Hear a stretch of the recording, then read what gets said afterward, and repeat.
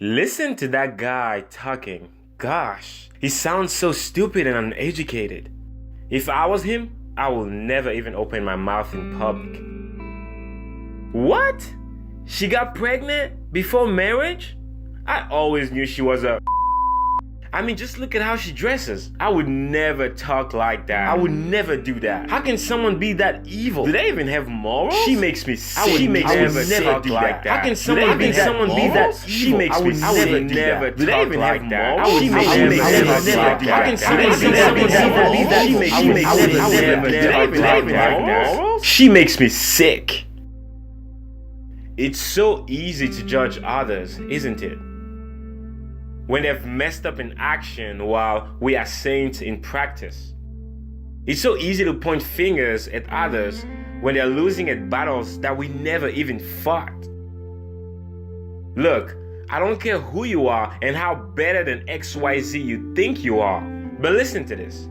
If you were put in the same shoes as that person you think is such a sinner and a failure, if you had the same parents they had, the same trauma they endured, the same abuse they suffered, if you had the same level of consciousness they have, grew up in the same circumstances they did, had only the same opportunities they had, if you felt the pain they did, suffered the losses they did, and tasted the hell that makes their reality, if you were born into their world, you would have become exactly who they are.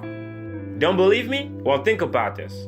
When you go to the hospital and see babies, do you see any of them looking like a prostitute or like a drug dealer? Of course no. Every baby is a blank canvas. And they get to be at the mercy of the world for years before they ever have the chance to make a single choice of their own. So you tell me, is it really their fault if the first words written on that precious canvas was stupid, ugly, failure, a bunch of insults and abusive words? Or tell me, is it their fault if the first words written on their lives were done with bruises, with wounds, and absolute unfairness? Hear me out. I'm not trying to deny the responsibility for choices that we each can make. But at the same time, I'm trying to condemn this ignorance that we manifest in blaming people for failing at battles they were never taught how to fight.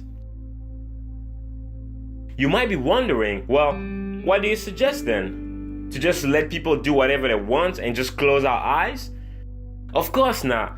But what if instead of talking about these people that we think are so bad and so broken, we spoke with them? What if instead of gossiping about the stories we've heard about them, we just ask them their life stories? You know, there's a quote by Henry Wadsworth that says, "If we could read the secret history of our enemies, we should find in each man's life sorrow and suffering enough to disarm all hostility." So next time you want to open your mouth and put someone down because of how you think they should have acted to satisfy your holy requirements, pause for a second and go to them. Try to just know them. And you know what? You just might find in them a hurt daughter, an abused son, a broken mother, a lost father, a friend in need of help, and realize that they are just like you and every one of us, a work in process.